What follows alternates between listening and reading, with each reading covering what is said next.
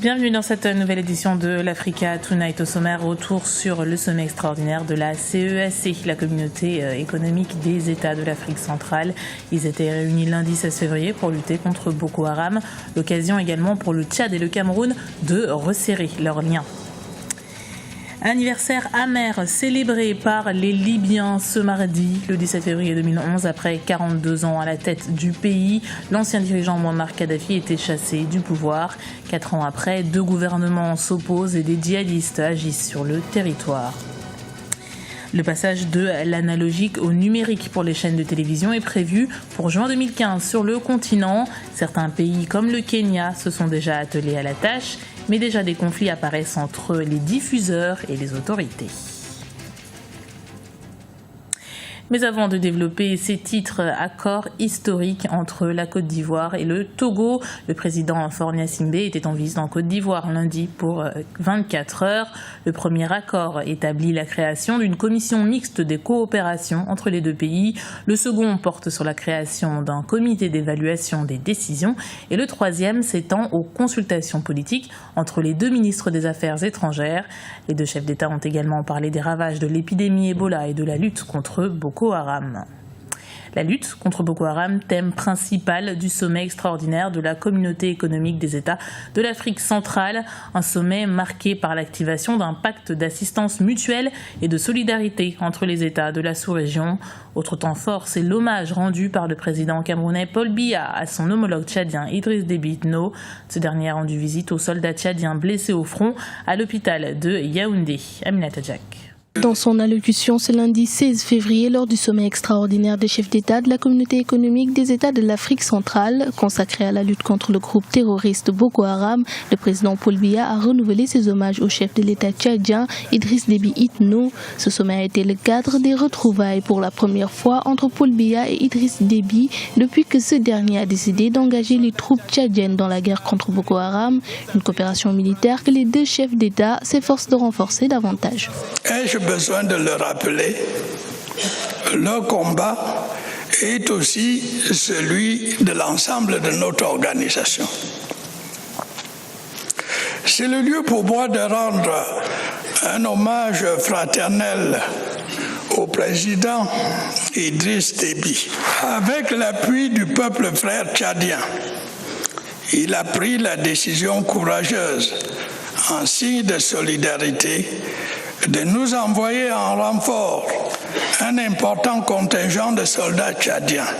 Leur bravoure est bien connue, elle s'est illustrée au cours des derniers combats. En marge de la rencontre régionale, le chef de l'État tchadien a rendu visite aux soldats de son pays blessés au cours de récents combats contre Boko Haram. Il s'est félicité de la bonne prise en charge des militaires tchadiens internés à l'hôpital militaire de Yaoundé, la capitale camerounaise. Je suis très heureux de constater qu'il y a dans cet hôpital non seulement un plateau technique relevé, mais aussi un personnel hautement qualifié qui a sauvé des vies humaines. Nous n'avons pas eu l'idée un instant d'envoyer ces soldats se faire soigner ailleurs. Je tiens à féliciter toute l'équipe pour le travail exceptionnel qu'elle a là-bas. Le Tchad affiche sa ferme volonté de combattre les islamistes nigériens. À cet effet, le pays abrite jusqu'au 9 mars 2015 un exercice militaire qui regroupe plusieurs États africains, européens et des forces spéciales américaines. Et donc depuis 2005, l'exercice Flintlock permet aux troupes américaines de coopérer avec les militaires des zones en contact avec le Sahel. En 2014, l'exercice avait mobilisé plus de 1000 militaires issus de 18 pays. Cette année, ils sont 1200 soldats en provenance de 28 États. Les précisions de Aminata Jack. Le Tchad abrite depuis ce lundi 16 février 2015 un exercice militaire dénommé Flintlock qui regroupe plusieurs États africains, européens et des forces spéciales américaines. Au total, plus de 1200 militaires venant de 28 pays engagés dans la lutte contre le terrorisme participent à cet exercice annuel. Objectif, préparer les armées des pays du Sahel et du Sahara à la lutte antiterroriste et améliorer l'échange d'informations au niveau opérationnel et tactique. Vous savez, le terrorisme n'a ni frontières ni visage et il se meut partout.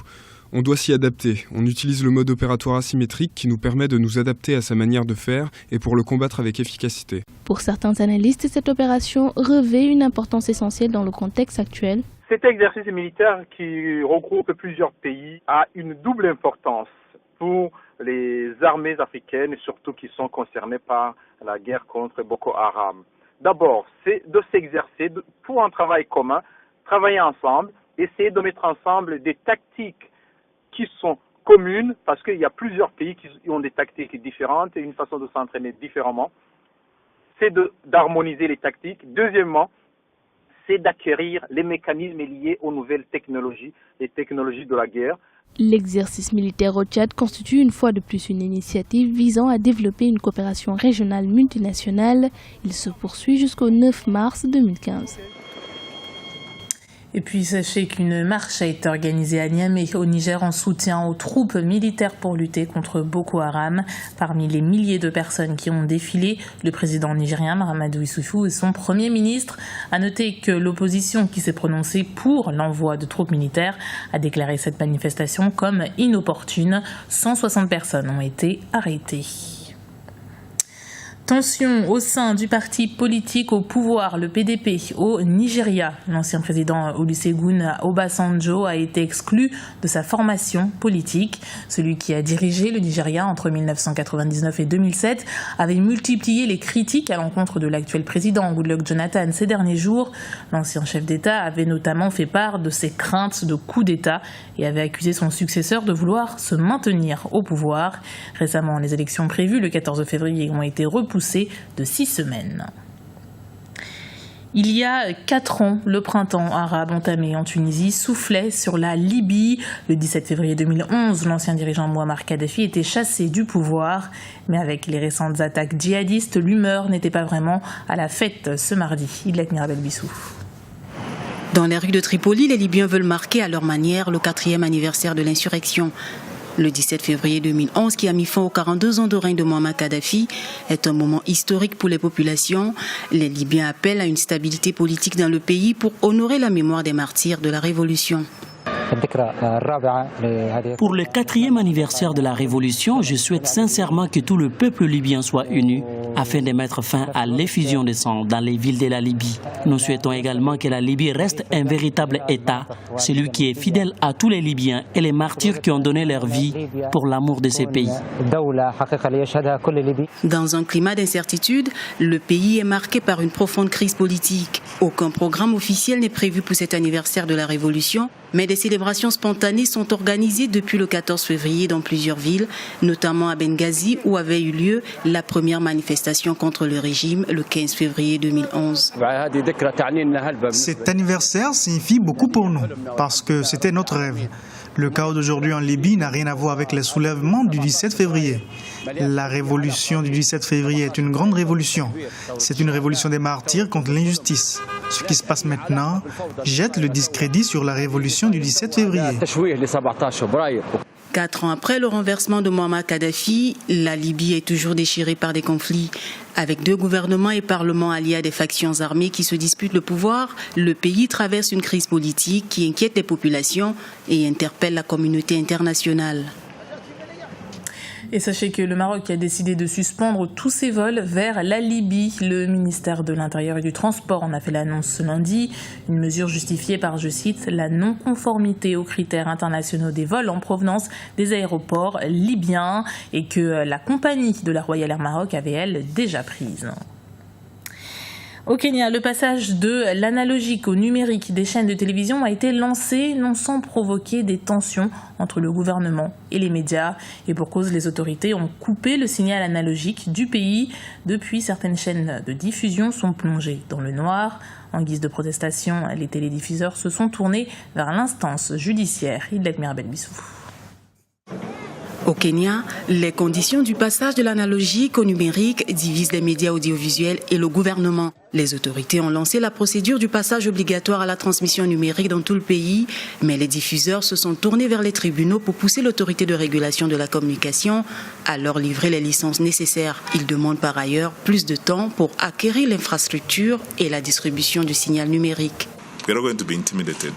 Nous ne nous laisserons pas intimider et ne céderons pas au chantage. Et il ferait mieux de composer avec cette réalité. Nous n'allons pas revenir sur la migration numérique et ils peuvent rester à l'écart aussi longtemps qu'ils le veulent. Le 14 février dernier, le gouvernement a suspendu le signal analogique de 4 chaînes de télévision du pays dans le cadre d'une migration globale au numérique à la date du 17 juin 2015. En guise de protestation, ces chaînes ont éteint leurs propres signaux. Ainsi, les téléspectateurs qui avaient déjà des décodeurs ne pouvaient plus accéder au programme. Je ne suis pas certaine de comprendre ce qui se passe avec le gouvernement ou ce qu'ils pensent. Je ne connais pas leurs intentions, mais en ce qui me concerne, c'est simplement malheureux parce que nous n'avons plus accès à ce qui se passe dans le pays en termes d'information.